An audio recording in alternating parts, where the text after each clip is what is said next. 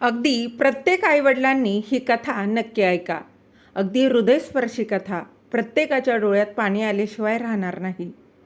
जर देव मंदिरात जोडीने शोभून दिसतात, तर मग आई वडील का नाही? सून फोनवर आईशी बोलत होती. आई, मी काय सांगू, आजकाल शेळ्या कढीला पण ऊत आलाय. सासरे बुवा निवृत्त झाल्यापासून दोघेही गार्डनमध्ये एखाद्या फिल्मी जोडप्यासारखे दिवसभर झोपाळ्यावर बसलेले असतात. आपल्या पिकल्या केसांकडे बघून तरी वागायचं. अजूनही स्वतःला 25शीतले समजतात. तेवढ्यातच उदास मनाने सासूबाई स्वयंपाकघरात शिरल्या. त्यांनी हे सर्व ऐकलं होतं, पण त्याकडे दुर्लक्ष करून त्यांनी अगदी शांतपणे चहा बनवला आणि सुनेलाही तिच्या खोलीत जाऊन दिला.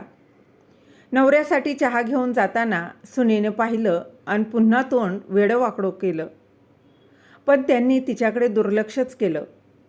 पती निवृत्त झाल्यापासून हा आता त्यांचा अगदी रोजचाच दिनक्रम झाला होता. त्यांच्या इच्छेनुसार ती रोज चांगले चांगले कपडे घालून गार्डनमध्येच आपला बराचसा वेळ घालवायची. आयुष्यभर त्यांनी फक्त मुलासाठीच खस्ता खाल्ल्या होत्या. त्यामुळे आयुष्याच्या संध्याकाळी ते दोघेही एकत्र वेळ घालवायचे.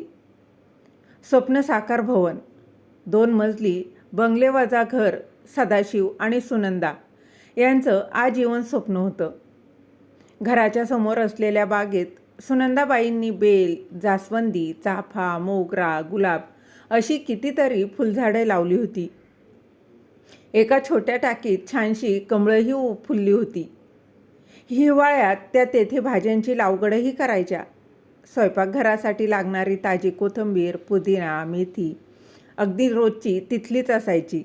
पण इतकी वर्ष कामाच्या गडबडीत सदाशिवरावांना त्या जागेचा कधीच आनंद घेता आला नाही. पण आता मात्र त्यांचा सगळा मोकळा वेळ तिथेच जात होता.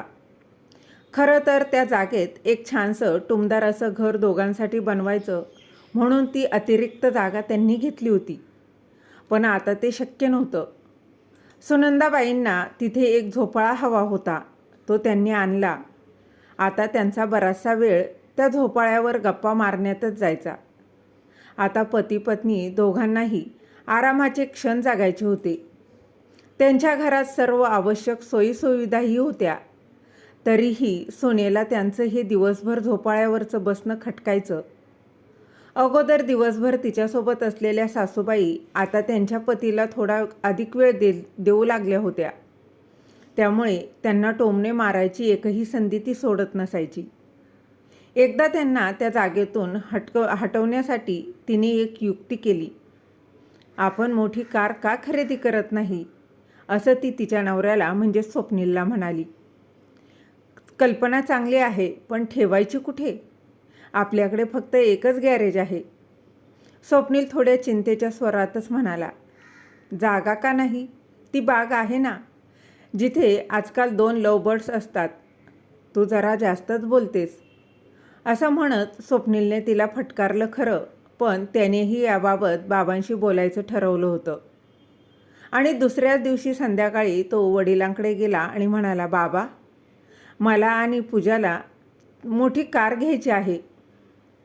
पण बेटा, मोठी गाडी आधीच घरात आहे, मग तू ती ठेवणार तरी कुठे? या बागेतच नवं गॅरेज बांधायचा विचार करतोय मी. पूजा काही बघणार नाही आणि आई तरी अजून किती दिवस काळजी घेईल. त्यापेक्षा ही झाडं तोडणं अधिक चांगलं होईल. सुनंदाबाईंच्या छातीत ते ऐकून धस्स झालं. रागावर नियंत्रण ठेवत बाबा म्हणाले, मला तुझ्या आईशी बोलावं लागेल. मला थोडा वेळ दे. काय पप्पा, आईला काय विचारायचं? ह्या जागेचा काय उपयोग? स्वप्नील जरा चिडूनच म्हणाला. तुम्ही दोघंही दिवसभर कुठलाही विचार न करता, 4 लोकांचा विचार न करता इथे बसता. आता पूजासुद्धा घरात आहे, लहान मुलंही आहेत, पण तुम्ही मात्र दोघंही दिवसभर अगदी झोपाळ्यावर डुलता. आतून पूजाची बडबड चालूच होती. स्वप्नील आणि पूजाने त्या संध्याकाळी बाहेरून जेवण मागवलं, पण ते जेवण काही केल्या या दोघांच्याही घशाखाली उतरलं नाही. त्यांची इच्छाच नव्हती. दोघंही रात्रभर जागेच होते. झोपही काही केल्या येत नव्हती. पण सकाळी त्याबद्दल विचार करताना बाबांच्या ओठांवर एक स्मित उमटलं. त्यांनी स्वयंपाकघरात जाऊन स्वतःच चहा बनवला. पण खूप निराश झालेल्या सुनंदाबाई आता त्या दिवशी झाडांना पाणी देण्यासाठी बाहेर पडल्या नाहीत किंवा कोणाशीही बोलल्या नाहीत. दिवसभर सर्व काही सामान्य होतं, पण संध्याकाळी घर भाड्यानं देणं आहे असा बोर्ड घराबाहेर लटकलेला पाहून स्वप्नीलने गोंधळलेल्या आवाजात त्याच्या बाबांना विचारलं, पप्पा, घर मोठं आहे हे मान्य, पण हे काय? पुढच्या महिन्यात माझ्या स्टाफमधले मिस्टर शिंदे हे सेवानिवृत्त होत आहेत. ते या घरात राहतील. त्यांनी अगदी शांतपणे उत्तर दिलं. पण कुठे? तुमच्या भागात, सदाशिवरावांनी अगदी साध्या आवाजातच उत्तर दिलं. आणि आम्ही? तुम्ही तुमच्या पायावर उभे राहू शकाल इतके सक्षम तर मी तुम्हाला बनवलंच आहे.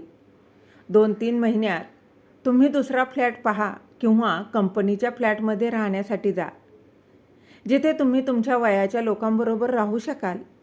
आम्ही दोघंही आमच्या वयाच्या लोकांमध्ये राहू. तुमच्या आईचं अगदी संपूर्ण आयुष्य तुम्हा सर्वांची काळजी घेण्यात गेलं. आता तुमच्याकडून शहाणपणाचे धडे शिकणे एवढंच बाकी होतं. बाबा, मला असं म्हणायचं नव्हतं, स्वप्नील अगदी हात जोडत म्हणाला. नाही बेटा, तुझ्या पिढीने आम्हालाही व्यावहारिक होण्याचा धडा दिला आहे. जर आम्ही दोघं तुम्हा दोघांना एकत्र पाहून आनंदित होऊ शकतो, तर मग तुम्हाला आमच्यापासून त्रास का होतो? हे घर तुझ्या आईने बांधलं आहे. हे झाडं, ही फुलं तुमच्यासाठी भोगलेले अनंत कष्टाचं साक्षीदार आहेत. आणि म्हणून मी कोणालाही तिचा हक्काचा हा कोपरा हिसकवण्याचा अधिकार देणार नाही. बाबा, तुम्ही गंभीर झालात. स्वप्नीलचा आवाज आता हळवा झाला होता. नाही बेटा, तुझ्या आईने आजवर खूप त्याग करून, खूप दुःख सहन करून मला पाठिंबा दिला. आणि आज तिच्या कृपेने माझ्या डोक्यावर कोणतंही कर्ज नाही. म्हणूनच फक्त हा कोपराच नाही, अगदी संपूर्ण घर तिचं ऋणी आहे. तुमच्यापेक्षा तिचा या घरावर अधिक हक्क आहे. आमची मुलं असल्याचा फायदा जरूर घ्या, पण जर देव मंदिरात जोडीने शोभून दिसतात तर आईवडील का दिसू नयेत? तर मग मित्र आणि मैत्रिणींनो, तुम्हाला ही कथा कशी वाटली? कथा आवडली असेल तर कथेला लाईक, शेअर, सबस्क्राईब नक्की करा. आणि भेटूया अशाच एका नवीन विषयासह नवीन कथेसोबत. तोपर्यंत धन्यवाद.